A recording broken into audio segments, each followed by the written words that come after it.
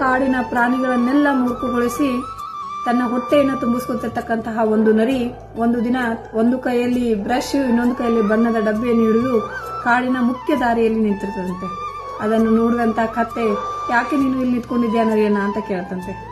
ಆಗ ನರಿ ಹೇಳ್ತಂತೆ, ಕಾಡಿನ ರಾಜ ಸಿಂಹ ನನಗೊಂದು ಕೆಲಸ ಒಪ್ಸಿದಾನೆ, ನಾನು ಅದನ್ನ ಮಾಡಬೇಕು, ಅದಕ್ಕೆ ಇಲ್ಲಿ ನಿಂತಿದ್ದೀನಿ ಅಂತ ಹೇಳ್ತಾನೆ. ಆಗ ಈ ಕತ್ತೆ ಏನದು ಅಂತ ಕೇಳುತ್ತೆ. ಆಗ ನರಿ ಹೇಳುತ್ತೆ, ಇಲ್ಲಿ ಬರುವ ಪ್ರಾಣಿಗಳ ಬೆನ್ನಿನ ಮೇಲೆ ಮೂರ್ಖ ಅಥವಾ ಜಾನ ಅಂತ ಬರಿಬೇಕು.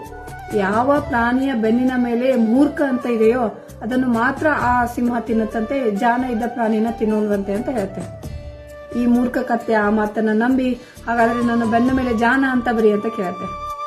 ಆಗ ನರಿ ಹೇಳುತ್ತೆ, ನೀನು ನನಗೆ ಹೊಟ್ಟೆ ತುಂಬುವಷ್ಟು ಹಣ್ಣು ತರಕಾರಿಗಳನ್ನು ತಂದು ಕೊಟ್ಟರೆ ಮಾತ್ರ ನಾನು ಇನ್ನು ಬೆನ್ನ ಮೇಲೆ ಜಾನ ಅಂತ ಬರೀತೀನಿ ಅಂತ ಹೇಳುತ್ತೆ. ಆಗ ಈ ಕತ್ತೆ ಅವನ ಮಾತನ್ನು ನಂಬಿ ಮನೆಗೆ ಹೋಗಿ ಬುಟ್ಟಿಯ ತುಂಬೆಲ್ಲ ಹಣ್ಣು ತರಕಾರಿಗಳನ್ನ ತಂದು ಈ ನರಿಗೆ ಕೊಡುತ್ತೆ. ಆಗ ಆ ನರಿ ಇವನ ಬೆನ್ನ ಮೇಲೆ ಜಾನ ಅಂತ ಬರೆಯುತ್ತೆ. ಅದನ್ನು ನಂಬಿಕೊಂಡಂತಹ ಈ ಮೂರ್ಖ ಕತ್ತೆ ಇನ್ನು ಯಾವ ಪ್ರಾಣಿಯೂ ನನಗೇನೂ ಮಾಡುವುದಿಲ್ಲ ಎಂದು ನಿರ್ಭಯವಾಗಿ ಕಾಡಲ್ಲೆಲ್ಲ ಓಡಾಡಕ್ಕೆ ಶುರು ಮಾಡುತ್ತೆ. ಆದ್ರೆ ಒಂದು ದಿನ ಆ ಕಾಡಿನ ರಾಜ ಸಿಂಹ ಇವನನ್ನ ತಿಂದು ಹಾಕ್ಬಿಡುತ್ತೆ. ಈ ಕಥೆಯ ಅರ್ಥ ಇಷ್ಟೇ, ನಿಮ್ಮ ಮುಗ್ಧತೆ ದುರುಪಯೋಗವಾಗದಿರಲಿ ಅಂತ.